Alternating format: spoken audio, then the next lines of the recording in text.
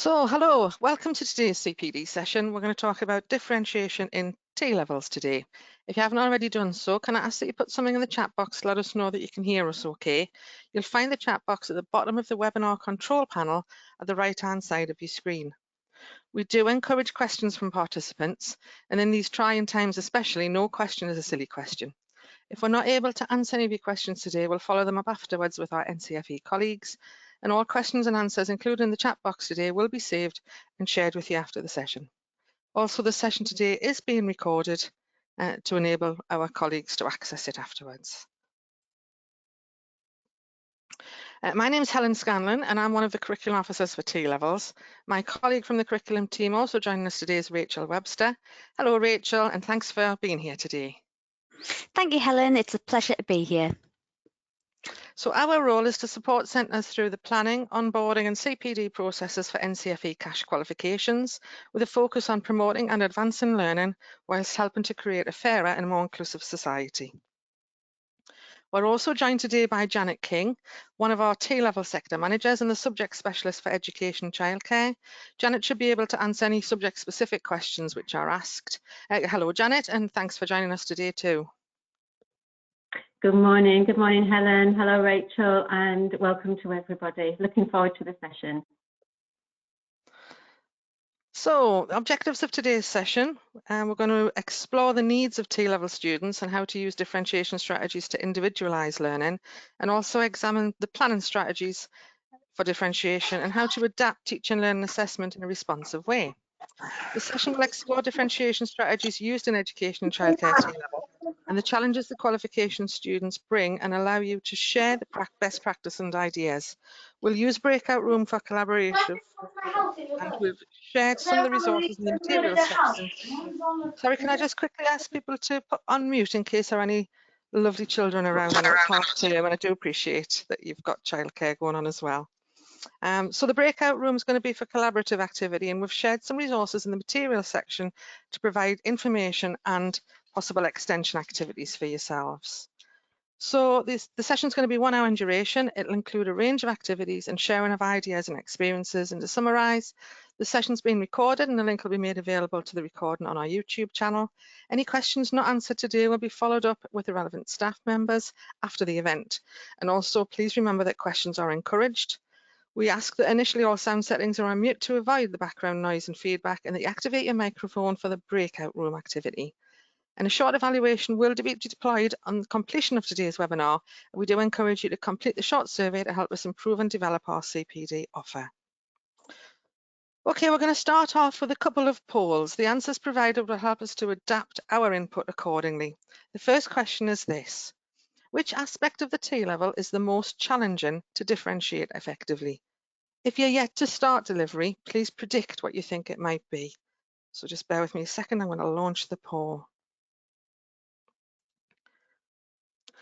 So if your choice isn't there, please choose other and put your answer in the chat box. So your choices are the core content, the industry placement, English and maths development, wider skills and competencies, and then other. So please choose whichever's the closest to your idea, your experience, or your predicted area, or put other and pop something in the chat box, please. Wonderful, we're over halfway with the voting, so that's great. If you can just choose one, if you haven't done already, that would be great.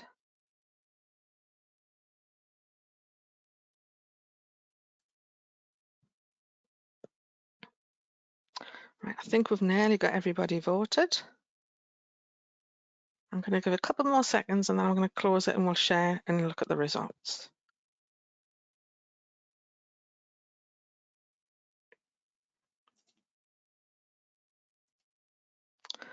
Okay, so I'm sharing the results now. Half of you think the core content, and I think we will talk about that in a bit more detail in a moment. Some think the industry placement. Yes, I think industry placement would be difficult to differentiate, and students will be starting placements or not, whatever the case may be, with different background experiences. They may not have had experience at school, so it might be brand new to them. So there's a big support need there possibly.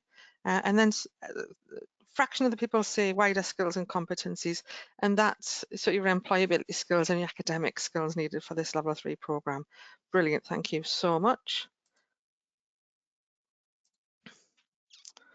Okay, the next question.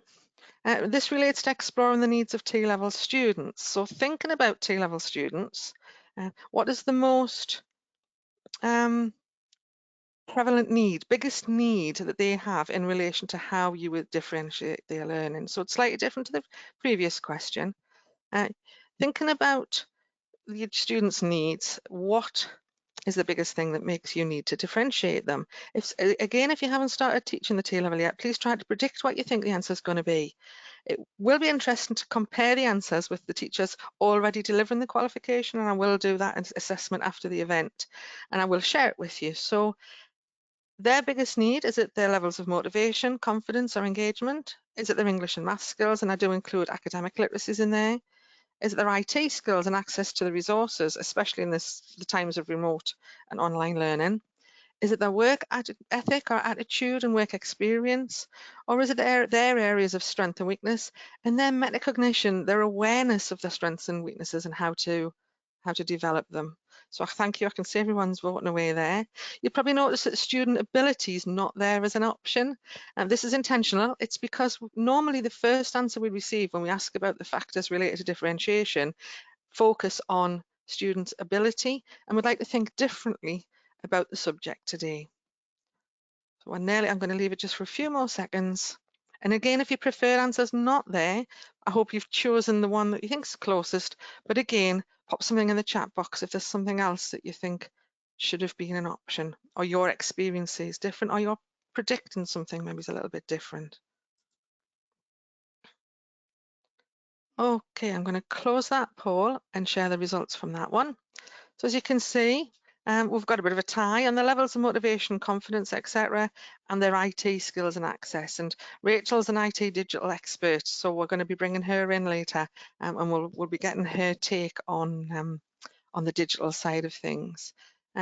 Nobody said their areas of strength and weaknesses, and this is interesting because this is the second time we've delivered this session, and a few people did say their students' awareness of their areas for development was hard. So we've got different answers from different people. So as I say, I'll share everybody's answers afterwards. So thanks for that.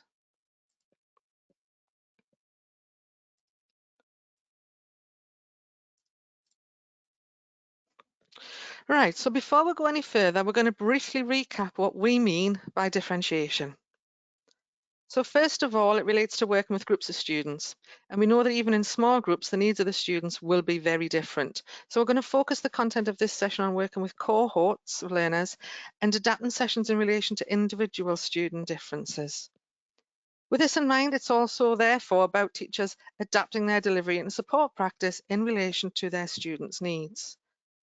Having a range of activities is always good practice, and it does link to preferred learning styles and allowing for the students to have some time to structure and learn effectively as individuals. The biggest impact on differentiation is when the teacher considers their students' needs, which we've already started to think about in direct relation to the components of the T-levels. So considering students' needs, knowledge, skills, levels of progress, and planning to meet those needs is very important, but so are ad hoc and responsive activities. During a session when formative assessment gives the teacher an idea of how well the students are or are not progressing, they can adapt their practice in real time to be responsive to this. But also how to record all of this. Planning a range of support and extension activities for specific students is one way to do this, but just as important are informal annotations on lesson plans and schemes of work, and showing how learning is being adapted and differentiated in direct relation to the students' progress and learning needs. Sometimes teachers overlook or take for granted the English, maths and digital skills needed for the students to complete activities. GCSE grades don't always guarantee skills and knowledge, and the students can have a range of areas of strength or gaps in their knowledge or lower levels of confidence in some of these areas. It is worth considering them when planning your differentiated learning. Okay, so we're now going to focus more closely on the education and childcare T level and explore the factors that might impact on teachers' practice. You'll notice that some of these bullet points are in bold. This is because we've already asked you about them in the poll. So firstly, the students' level of motivation and engagement. Talking to delivery staff, it's apparent that these do differ. Whilst the majority of students have extremely high levels of motivation and engagement, some are much lower. Both of these will be a challenge, and teachers will need to use a range of strategies to successfully deal with them. Also, individual personal expectations and confidence levels will need to be taken into consideration. Teachers will also have the added challenges of remote learning too, which leads us on to the support available, especially at home. Evaluations of the support can be offered to T-level students in lockdown are taking place, and remember to identify and record these as teachers. The students' IT skills and access to resources. Now, this is something I'm going to bring in an expert on, as I said earlier, and Rachel will be talking about this in more detail shortly. Students' English and maths skills and attitudes. So linking back to those GCSE grades from the last year, and of course the students' attitudes to how important these are to their T-level success, which also brings in academic literacies and the challenges the level 3 work brings.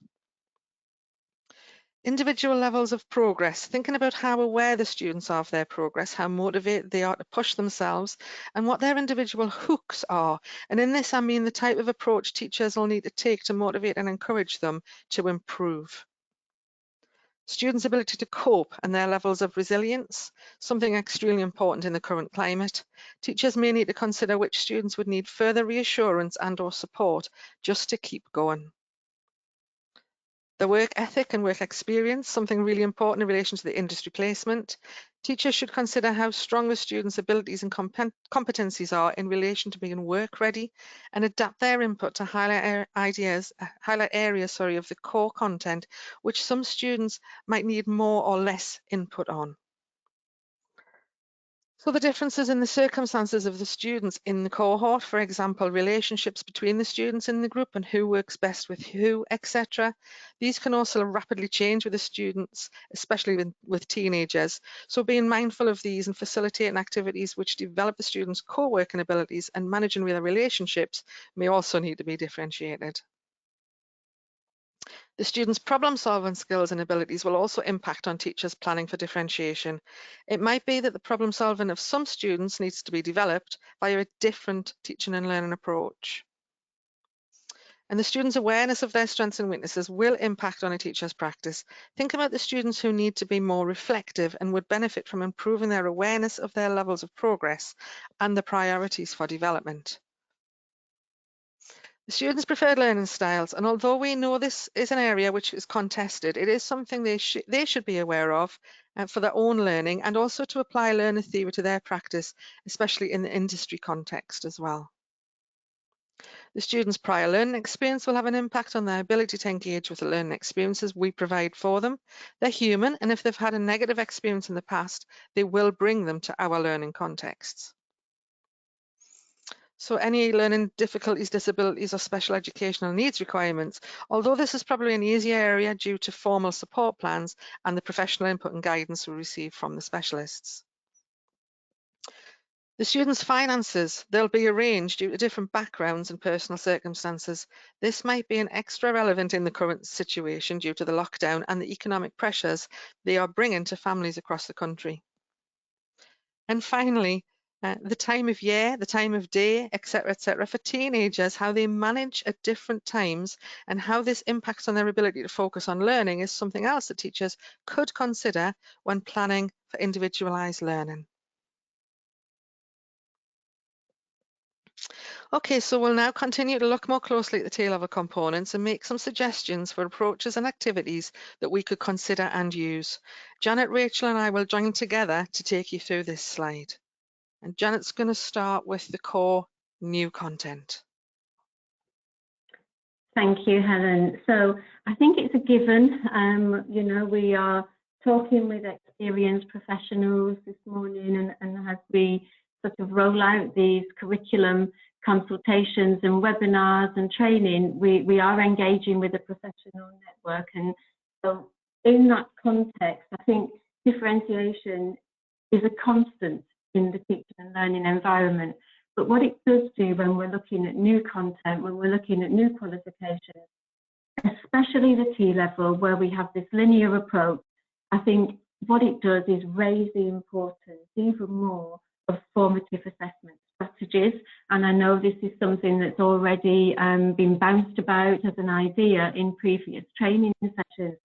So, you know, this can be seen quite openly and sort of naturally occurring through open-ended questioning, through levels of demand in a Q&A and in the activities that are set in terms of looking at things that are going to be more sort of low-level demand in terms of let's identify something, let's explain, let's describe, let's work together to evaluate.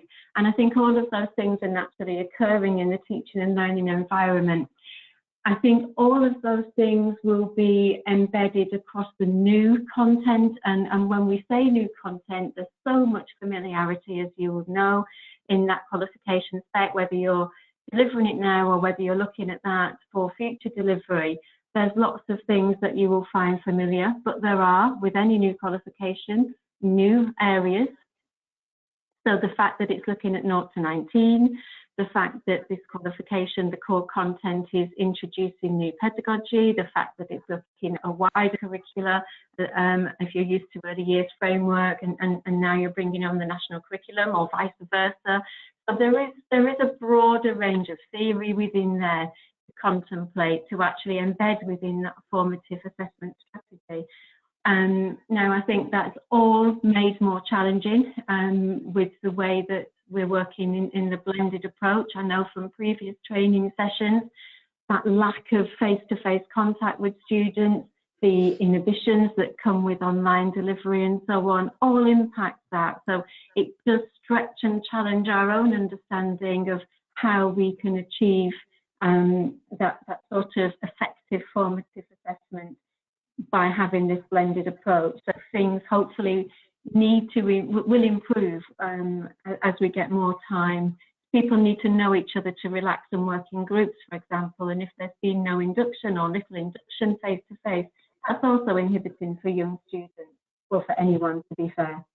And the exams, so the assessment, the paper A and paper B, and also the employer set project, which is the sort of synoptic assessment of the core, also allows for that differentiation in terms of assessment objectives and that level of demand.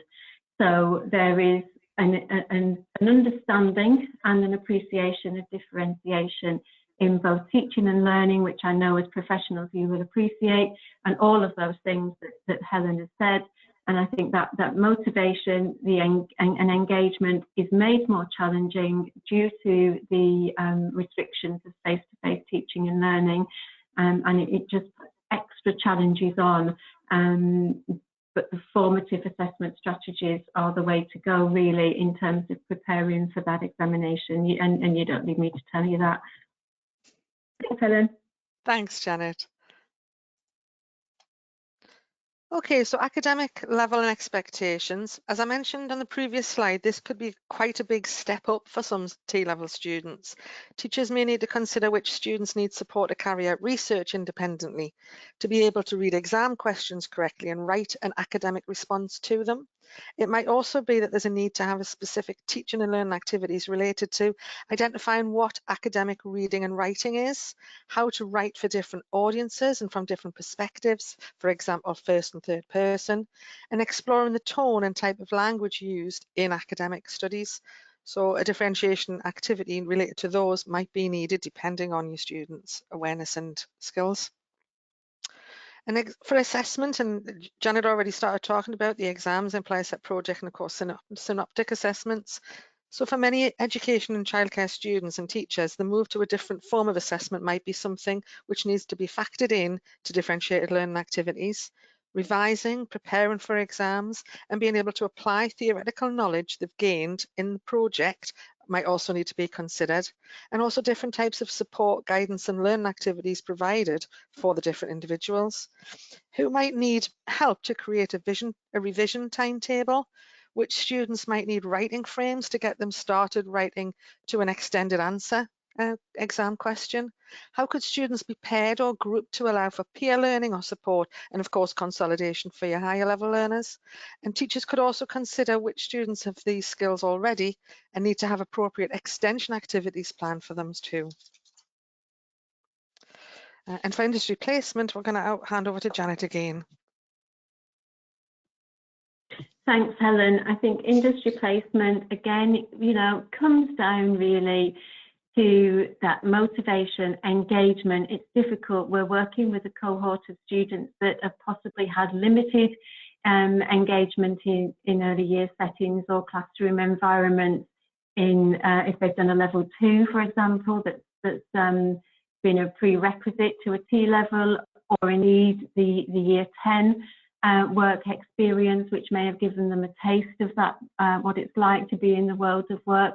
All of that will have undoubtedly been affected and impacted by the pandemic. So we are sort of looking at students, we're working with students that have had none or definitely very limited exposure to that world of work. It's always difficult in terms of confidence building. Some students will be really excited and some students will be incredibly anxious about starting placement. Either whatever sort of base they're coming from, this is a new challenging environment for all students. And I think motivating those students and keeping them engaged when placement's been limited has been difficult. We also need to bear in mind that the settings themselves have had a really tough time. And so, students are entering this environment as well when mentors are really welcoming the impact from the students, but also will be, maybe on skeleton staff, it may be more difficult to spend time and so on. So the whole environment may feel slightly different. So it's important to do as much as we can in terms of preparing students for placement, which I know you do, and making sure that there's that tight engagement and relationship with mentors, perhaps with more check-ins from the assessor, whether that's on the phone, etc., just to make sure that the student is settling and feeling okay. The main thing to note is that it's going to be continuing, I would imagine, to be challenging. And those centres that are delivering the T-level already, if they have early years students following that occupational specialism, where there's more hours, it's not less difficult to get students into the school environment, but there's the element of hours to consider, although they have been reduced due to the pandemic. I think where it's been a very natural part of this sort of qualification, it's now feeling less so because of the challenges, and so we need to bear all of that in mind with students' lack of experience, perhaps lack of motivation, and a definite lack of confidence, which makes it more challenging all round. So anything that can be done in the classroom environment will be welcomed there. Thank you, Helen. Thanks, Janet. Some really interesting points there made. In relation to the attitude towards the industry placement, you're right in saying that it's been a placement, putting the theory into practice and working in the industry has been an automatic part of all courses, hasn't it? But now it feels different because of the extra pressures that we've got on us. Okay, so we're going to move on to Yeah, thanks, Janet. We're going to move on to the wider skills and competencies, and I'm going to talk about English and maths first. So we do need to consider the skills needed to be successful on the T-level programme, but also how the students are going to be expected to support development of the skills of the children they work with. As these skills are vital to the success of every student and therefore every employee, promotion and development of them is deemed best practice, and some students will need more support than others. Having starter or re-energising activities planned in for all students is good practice, but I would also suggest getting support from your subject specialist colleagues in the English and Maths departments to allow you to be the most effective. I'm going to ask Janet to say something about industry-specific skills here too. Thank you. I think it's probably, there's probably greater opportunity to see English through communication and so on within the industry placement. I think students need to feel confident in the English and maths requirements of the children and the young people that they may be engaging with, and that will give them confidence. And again, you know, as we keep, Hannah, we keep harping back to the situation, but the fact that students haven't gone through that sort of formal GCSE, their profile is centre assessed and will be as accurate as possible. We are still sort of looking and working with students that will have had no experience of that formal English and maths. So I think really when we look about differentiation around those wider skills and competencies for industry specific, it's about that confidence in communication. It's about the confidence to apply English in context, maths in context. It's a bit more difficult with maths, but there are opportunities there. And of course, Rachel will be able to say a little bit more about the digital skills. But I think confidence in ability and knowing what's expected of babies and young children and young people in terms of a curricula will really help to keep students as confident as they can be in their own execution of those skills. Thanks, Helen. Perfect timing to hand over to Rachel for digital. For digital skills, you may need to consider the differences in the students' skills and knowledge due to their prior attainment.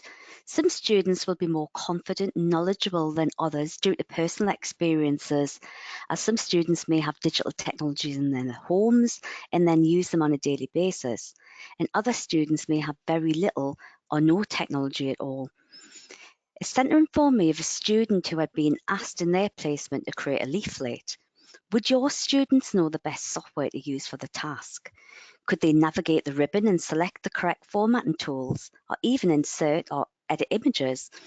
Having digital activities planned is good practice for you to support your students.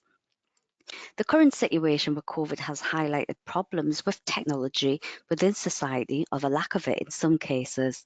The Department for Education have guidance on how schools, 16 to 19 academies, colleges and other further education institutions can access digital devices for pupils and students learning remotely, offering more support to disadvantaged students in further education. You can find more additional information within the materials section of this webinar to support you a little bit further. And I think Janet now is going to talk about communication. Thank you. Thanks, Rachel. I think there's communication. There are many opportunities for communication within the T level, and definitely sort of in an applied way through the occupational specialisms. Again, I'm going to just remind us of the difficulties that online teaching and learning bring with this, you know, in terms of the inhibitions that some students will feel. For others, it means freedom to express, and for others, it's a case of, okay, I'm going to come on, but if you expect me to talk, then that's another matter. And I think that engagement and confidence with communication is difficult and more challenging, and that's been coming across from tutors and professionals working in education and childcare at the moment in terms of some of the challenges with communication within their own teaching and learning environment. A lot of that, I guess, can be put down to the confidence. You know, we like to feel confident before we express our views. We like to know that our views won't be ridiculed, you know, and so on. So all of those things that are heightened, I think, when you're entering a new peer group, whether you're entering that new peer group as a young person or not, you know, you just need to feel that gel, don't you, and coherence. And that's been hindered a lot, I think, with the pandemic. So that's unfortunate. But in terms of building up the confidence to communicate, I know that's where you've been really working hard in terms of differentiation, range of different activities, range of different experiences. The confidence to be able to communicate with children and young people when they do enter into those occupational specialisms that again is something that builds up over time, that confidence level with the relationships that they have. And that's also been hindered in terms of the limited available placement opportunities. Hopefully that will improve. But that confidence, that ability to feel safe and secure in the way you express yourself and so on is paramount to this vocation, as we know. So being able to communicate, making connections with the people that you work with, so important. And so activities that allow for active listening, activities that allow for lots of different ways to express yourself are all welcomed in terms of formative assessment strategies. So I know that you appreciate the value of communication and indeed how integral that is to education and childcare. But it doesn't come without its challenges, and it's something that we don't take for granted in this field, especially hindered by the pandemic. Thanks, Helen. Okay. Thanks, Janet. My next section then is about employability and progression. So it might be useful for some students to be supported to reflect on the skills and explore the softer skills and competencies that they need to develop or improve. The awareness of the type of employability skills needed in industry might not be highly developed in the 16 and 17-year-olds we're working with. Also, some students may require more input and guidance than others in relation to their most appropriate progression route. Teachers might need to adapt their input and approach to support development of the students' awareness and acceptance of the realities of their options, which also leads on to reflection and awareness of their own development needs. And although reflective practice is one of the core skills in the industry and something we've already talked about, it's probably going to be an important factor to consider when planning differentiated activities.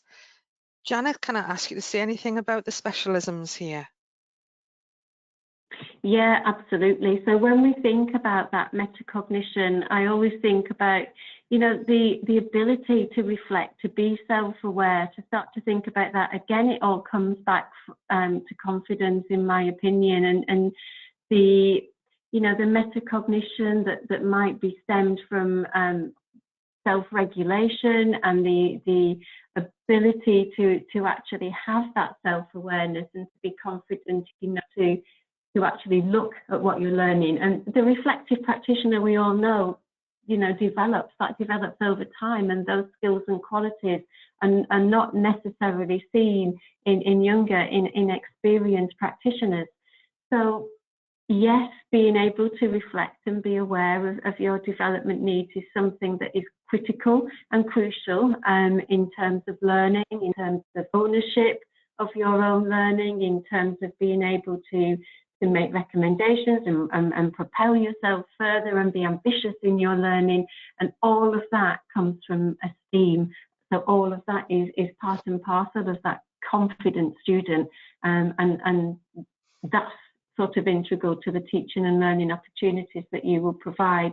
And I think being a confident student will also raise the healthy dispositions of the children and young people that you're working with. So no pressure. There's a lot resting on teachers' shoulders, isn't there, as you know? But I think the confident student, not necessarily the most academic student, in fact, not necessarily at all, but that student who feels confident enough to look and reflect and make improvements and make sure that those improvements are generous in terms of education and childcare will go on to make a difference. And again, all of this. It's just not always easy to execute it for all students. But also Thanks, to Helen. record, yes, people do know it, you're right, Janet, but don't necessarily record it or plan for it. And it's a missed opportunity rather than a missed skill kind of thing. I am going to ask people to remember to ask us questions and give us ideas and experiences in the chat box. But we're now going to move on to the breakout room. We're going to move into the breakout room activity to allow you to explore what we've said so far about differentiation in more detail. The question we'd like to explore, and you'll see this in the breakout room, is how do you or could you differentiate teaching and learning activities related directly to the different components of the T-level programme? Janet, Rachel and I will be in the rooms to facilitate discussion, and there will be a Word document with questions and prompts on it to record ideas and experiences and help you. Once in the rooms, please take your microphone off mute to allow you to ask questions and share your ideas, etc. So just bear with me a second, I'm going to start the activity.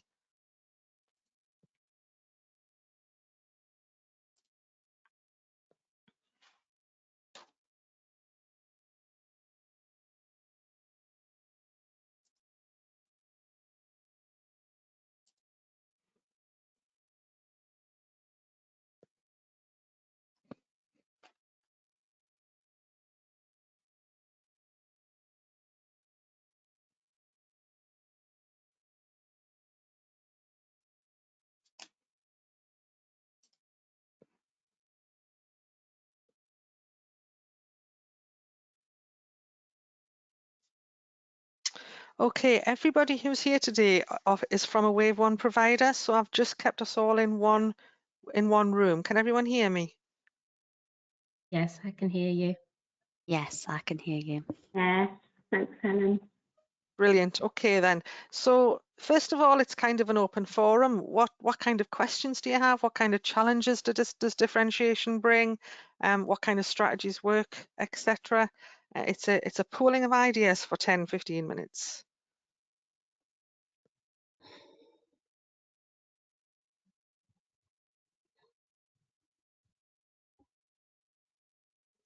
I think Helen, it's Janet. Can I? Oh, sorry. No, please go. I wanted to give some people time to think about what they wanted to say there. So that was cool. That was an okay silence. Okay. I think one of the challenges that I've faced is that I have a couple of T-level students who have dyslexia, and this has been a challenge whilst we're working remotely, because a lot of the remote activities involve breaking them into groups, then coming back and presenting information. Yeah. Now, where we actually ask them to do presentations, one of the girls, certainly she can come back and do a fantastic presentation, but that's because she's had time. But where I've asked them to go off for 10 minutes and bring their ideas back, because she hasn't had the time to plan her response, she can get quite, well, she has been, obviously I'm aware of it now, but she has been quite distressed when she's had to feed back and felt under pressure. Yeah. So it is a challenge, because working remotely, this is what we have to do in order to go and get them to explore. So it's trying to find ways where she can contribute without putting any pressure or panicking her. That's a good point. And we are looking at supporting centres with remote learning, but I hadn't thought about a specific learning difficulty or disability and how that would impact on. Sorry, I didn't recognise your voice. Who was it? It's Julie Swan from Gateshead. Hello, Julie. Hiya, thank you. So that might be something we could look into. I was going to say, do you have dyslexia specialists that you can bring in to get strategies from? Well, we do, but they tend to work with the lower levels. Unfortunately, we tend to be left to our own devices. Maybe I shouldn't say things like that, but we do tend to be. But it does. I know what you mean.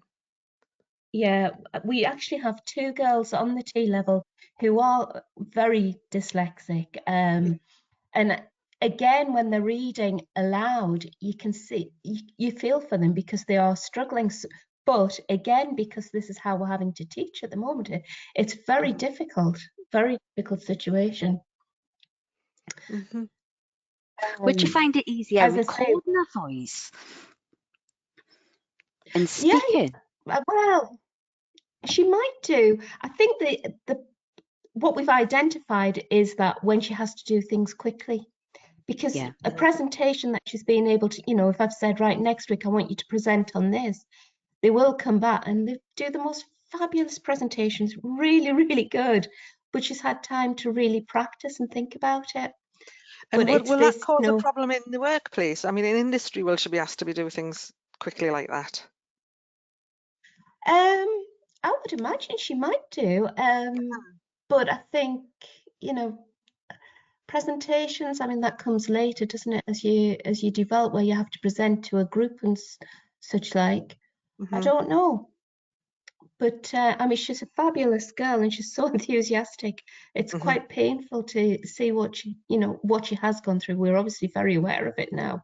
So I'm trying to find ways around being able to get her to allow her to contribute without putting her under pressure. Yeah. Yes, interesting. Thank you for that, Julie. Anybody else got any specific examples?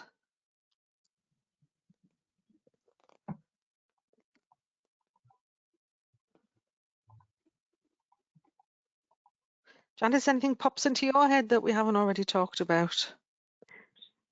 I'm just interested with what Julie was saying, and you know, it is a real challenge, isn't it? And yes, we've used that example, so thank you, Julie, and used it in the context of students or a particular student with dyslexia. I think it's also something that young students will probably struggle with per se, in terms of, oh, you know, I've got 10 minutes, I'm working on my own. In a classroom, I would have been working with my mates, you know, I would have been having a laugh about this, I would have been going and finding a book about this. I wouldn't feel as I was under pressure to get something right or wrong, because we're presenting something or coming back together as a group, and there's something comforting and reassuring in that, I think, in terms of confidence. So, I think I just wonder if, and this is I'm almost talking to myself now and thinking about the things that Rachel, Helen and I are looking at in terms of resources, and also the learning team, and whether there are adaptations that we can think about. Dare I say the word adaptations in this day and age, but the key, it's got a whole new word, hasn't it? yeah, absolutely. Sorry, I digress. Maybe it's a case of, do we do those sorts of, we do our teaching and learning, but then instead of asking for a sort of where it would have been in a group, but you're now doing it independently, whether we're just looking together at keywords from what we've talked about, and maybe those keywords need to come from us, need to come from the tutor, and then we're looking for examples from people, and then they're going away thinking of those keywords, feeling more confident about what would have been discussed in groups, and then coming back with their mini presentations. It changes and adapts and amends the resources. I do get that, but it might be a way of supporting that confidence level, and whether that confidence level is impeded by a learning need or not. Just something to think about. So thank you for sharing that, Julie. Really open and honest, and I think it's something everybody will face, but yeah, I think if we're teaching young students who have not got that confidence to sort of gel together as a group, the induction's gone, hasn't it? It's not been quite the same, and if they don't know each other, you do find it difficult to open up. I mean, we're in a professional network, but if you don't know each other, it's still a little bit difficult. And I think human beings, that connection, we need that connection with other people. Now, we've got early years and child education and childcare as our connector, so we've got this thing in common. And I think for young people, they're searching for that. They're searching for that connection. So it's all very difficult, I think. But yeah, sorry, I'm rambling on there, Helen, but thank you for sharing that. No, it was useful rambling. Anybody else got any other experiences they want to share or ask us about?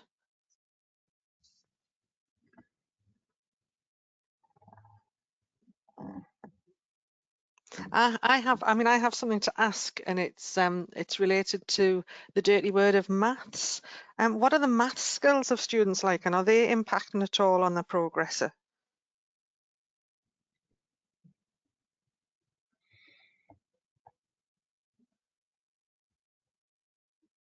Yeah, the reason I'm asking is because it's come up obviously throughout this session, but we've also got a developing maths skills session coming up. So I'm after ideas to what kind of challenges you guys are having, but also because you students, what are they having, kind of thing.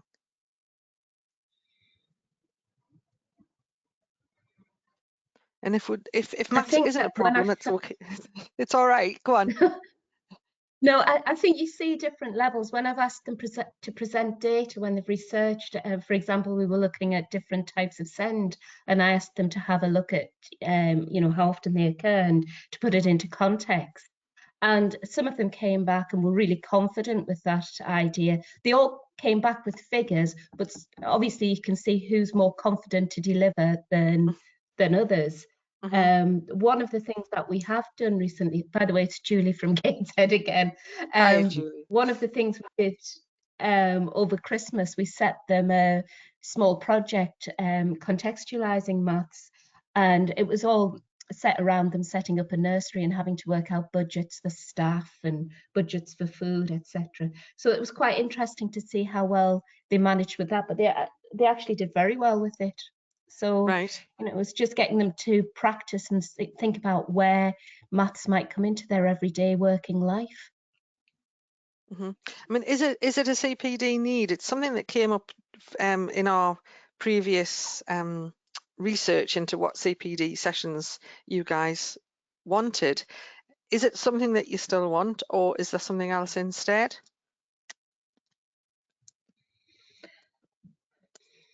What are the thoughts? If you don't need it, please tell me you don't need it. If you do want it, you know, or if you want something else, please let us know. I think it's always useful to have. I think embedding maths has always been something that I've found difficult with early years. Right. You know, because you try and think, where can you put it? But I think because now I'm using the resources and I can see so many opportunities, it's opened my eyes. Right. So I suppose I'm learning with the students. Which is very useful. Good. Anything digital you'd like to ask Rachel about? Well, we're expert in the room.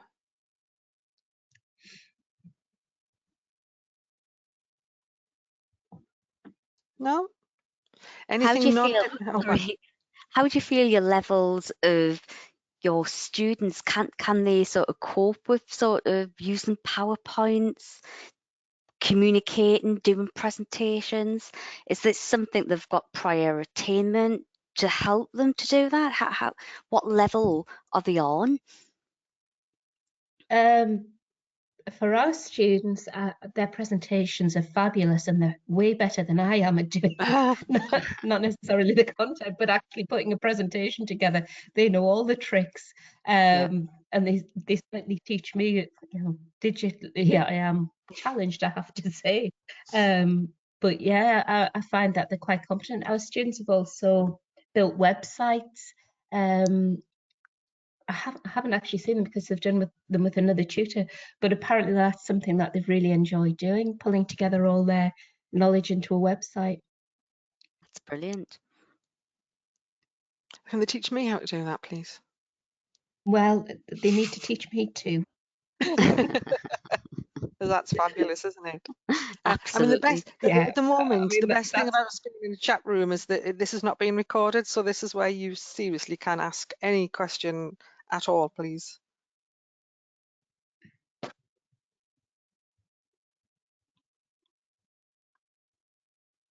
I feel like I was talking over somebody there, so I do apologise.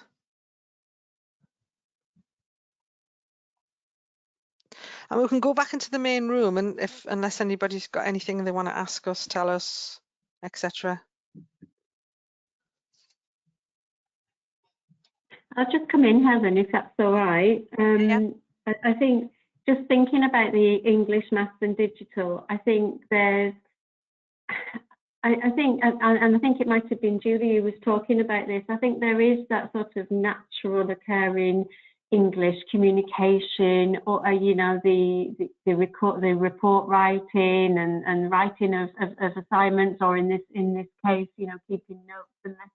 I think learning up to date, and it's an almost given, embedded, naturally occurring thing. I think with maths it's less so. I think it's always been less so, and yet there are those opportunities. And I think you know, where we can, it's about looking at, well, what are the expectations of maths for you know, within the EYFS or within the national curriculum, and that can be a good start of a 10 when maths is being explored.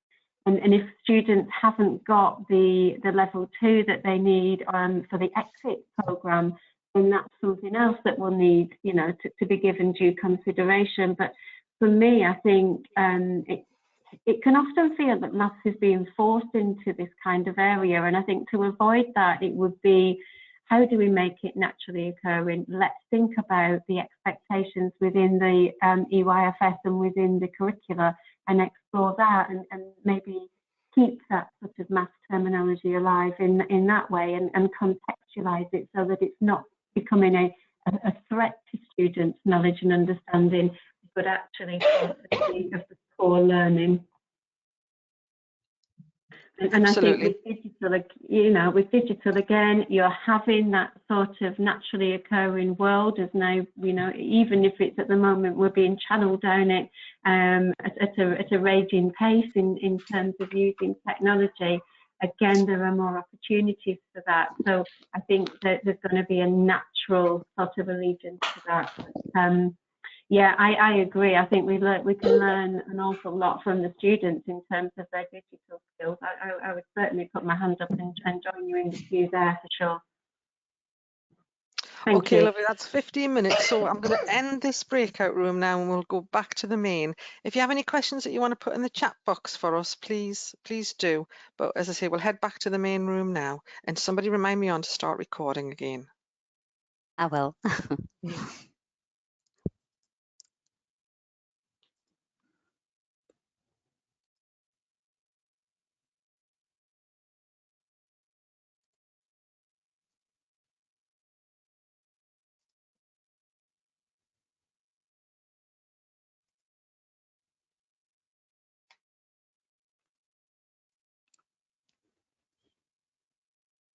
Okay, so everybody should be back now. I'm just going to very briefly summarise what we talked about there. Really good points, especially from Julie about learners with dyslexia. So that would be something that I could look into to sort out some specific strategies, etc. Because that is something that I've got some knowledge of. So leave that with me. Learners with dyslexia, and how on earth do you prepare them for the world of work, but also for remote learning? That's really interesting. We talked about digital skills and how some of our students have better digital skills than we do. And we also talked about maths to an extent, because it is one of the subjects that we have potentially coming in a CPD session in the incoming months. So some really good ideas there. Differentiation, I think, has been taken into account by everybody anyway. It was just a case of looking at the specifics of the T levels and what makes those a challenge. So thanks for that. Brilliant. So I'm going to do a quick recap. When you do consider your differentiation strategies, please remember to include all aspects of the T-level programme, as we've discussed throughout the session today. Don't assume a thing. Think about all the skills, knowledge and competencies your students need to complete tasks, and therefore you can adapt your levels of support and stretch accordingly. Don't forget to record everything, even if it's a scribbled note on a scheme of work. It shows that you are individualising the learning in response to your students' needs. Promote student reflection and ownership of their strengths and areas for support and development. They'll buy into the learning much better this way. And finally, and probably most importantly, remember to include the students in the whole process. They're going into education in early years industry, so they will need to know that, know how to do that for the people that they work with in the future. Okay, we're nearing the end of the session now, and I'd like to pose the normal takeaway question.